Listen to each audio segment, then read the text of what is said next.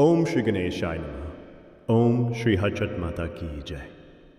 आज हम सुनेंगे पावन हलषष्ठी व्रत कथा और उसकी पूजा विधि, जो मातृप्रेम, सत्य और संतान की रक्षा के दिव्य संदेश से भरी है।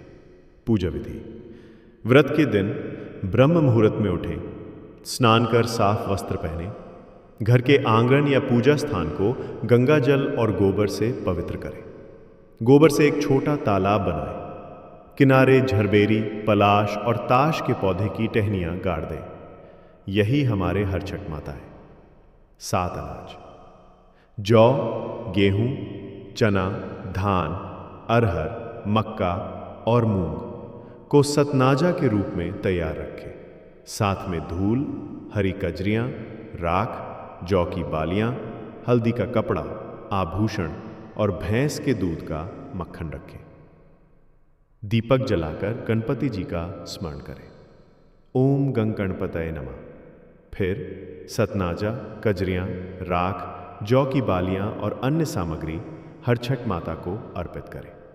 भैंस के दूध का मक्खन भोग लगाएं। अब कथा श्रवण आरंभ करें।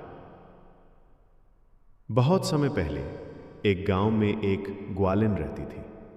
भाद्रपद मास की कृष्ण पक्ष की षष्ठी तिथि का दिन था। वो प्रसव पीड़ा में थी, लेकिन ये सोचकर कि दूध दही बिक जाएगा, घड़ा सिर पर रखकर निकल पड़ी। रास्ते में झरबेरी के पास उसे संतान हुई, पर वो नवजात को वहीं छोड़ दूध दही बेचने चली गई। दूध में भैंस का नहीं, गाय का दूध मिलाकर उसने लोगों को ठग लिया। उसी समय पास में एक किसान हल चला रहा था। बैल अचानक भड़क उठे और हल का फल बच्चे को लग गया।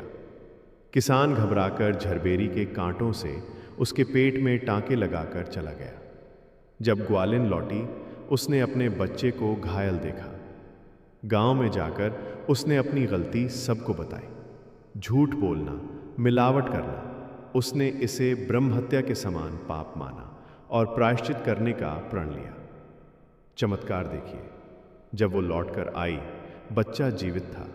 उस दिन से माताएं ये व्रत करने लगीं कि उनके बच्चे को कोई अनिष्ट न हो और संतान दीर्घायु हो। हे हरछठ माता, जैसे आपने ग्वालिन के पुत्र की रक्षा की, वैसे ही हमारे बच्चों को स्वास्थ्य, दीर्घायु और सुख प्रदान करें। ओम हरछठ माता की जय।